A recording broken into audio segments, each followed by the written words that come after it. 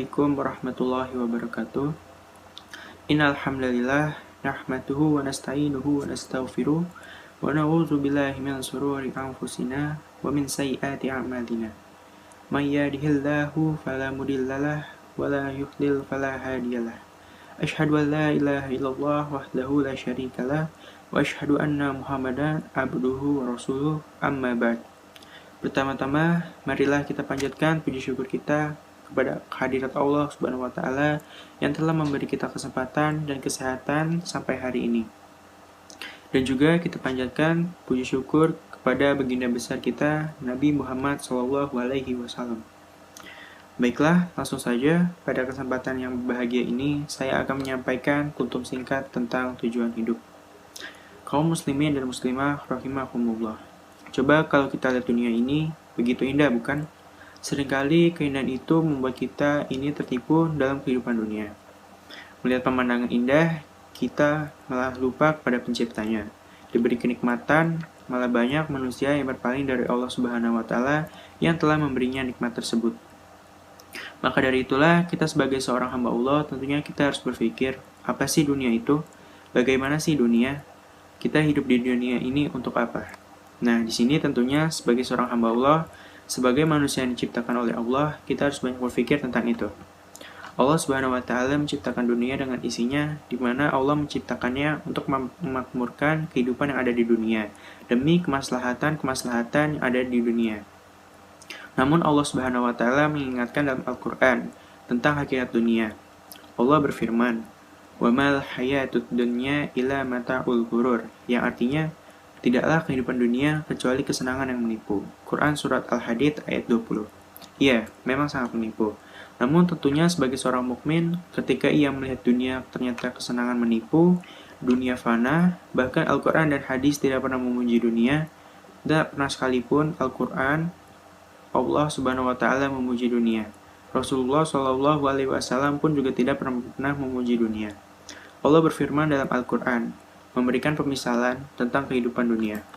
Allah berfirman, "I'lamul annamal hayatud dunya la'ibu wa lahu wa zinatu wa tafakhurum bainakum wa takasurun fil amwali wal aulad kamasali ghaisin a'jabal kuffaru nabatuhu summa yahiju fatarahu musfaron summa yakunu hutama wa fil akhirati azabun syadidun wa maghfiratum minallahi wa ridwan wa mal hayatud dunya ila mata'ul ghurur."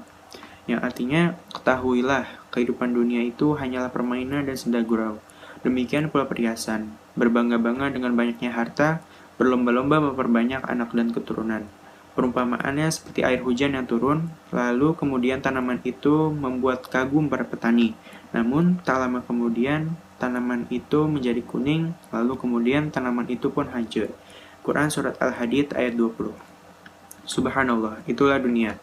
Kesenangan dalam kehidupan dunia tak lepas dari keletihan dan kelelahan.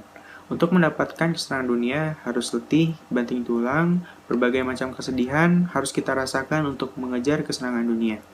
Ketika seseorang telah mendapatkan apa yang ia inginkan, meraih dunia dan kesenangan, ternyata juga menimbulkan kegelisahan dan ketakutan. Takut kehilangan apa yang ia telah dapatkan, dan gelisah bagaimana ia akan menjaga harta yang begitu banyak melimpah. Itulah dunia. Maka seorang mukmin sadar bahwa dunia memang bukan tempatnya dia untuk beristirahat dan bersenang-senang, tetapi tempat ia untuk bercocok tanam. Karena ia tahu bahwa setelah hidup, ia akan menuju sebuah kehidupan yang lebih panjang. Maka dari itulah, seorang mukmin ketika memandang dunia, dia melihat dunia sebagai tempat yang menipu. Ia tidak ingin tertipu oleh dunia. Dan juga kesenangan dunia membuatnya lalai untuk berzikir kepada Allah Subhanahu wa taala. Maka seorang mukmin kemudian segera menginginkan yang lebih baik daripada dunia. Dia pandang kehidupan akhirat. Ternyata ia lihat kehidupan akhirat panjang sekali dan tidak ada henti-hentinya. Kesenangan surga yang luar biasa, di mana penduduk surga diberikan oleh Allah Subhanahu wa taala kenikmatan yang tidak ada henti-hentinya. Penduduk surga tidak pernah sakit. Penduduk surga senantiasa nikmat dalam kesenangan. Penduduk surga tidak ada henti-hentinya diberi kenikmatan. Mereka selalu muda dan tidak pernah tua. Mereka selalu cantik dan tampan, bahkan ketampanan dan kecantikannya bertambah. Apa yang mereka inginkan selalu diberikan. Mereka kekal selama-lamanya di dalam surga Allah Subhanahu wa taala. Seorang mukmin kemudian berpikir, buat apa ia mengejar dunia, kemudian ia menggadaikan akhiratnya? Buat apa ia mengejar sesuatu yang fana, kemudian ia merusak akhiratnya yang kekal? Sangat aneh sekali orang yang begitu mengejar dunia demi untuk mendapatkan sedikit daripada kehidupan dunia, lalu akhirnya merusak kehidupan akhiratnya.